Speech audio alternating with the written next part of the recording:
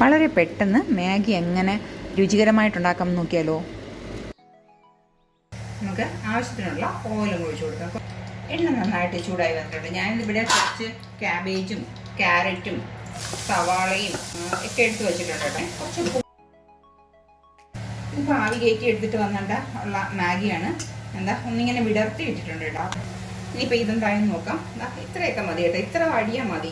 2 മുട്ടയാണ് ഞാൻ ഒഴിച്ചു കൊടുക്കുന്നത്. മുട്ട ഒഴിക്കുമ്പോൾ ടേസ്റ്റ് കൂടുതൽ തന്നെയാണ്. ഒരു 2 സെക്കൻഡ് കഴിഞ്ഞതിന് ശേഷം ഈ മുട്ട ഒന്ന് ചിക്കിയെടുക്കുക. എന്നിട്ട് നമ്മുടെ ഈ മാഗിയിലേക്കുള്ളിൽ കുറച്ച് പൊടികളുണ്ടല്ലോ, ആ പൊടികളെല്ലാം വെച്ചിട്ട് കൊടുക്കുക. എന്നിട്ട് ഇതെല്ലാം കൂടി ഒന്ന് ചിക്കി ചേർക്കുക. അതിനെടുത്ത് തട്ടിക്കൊടുക്കുക.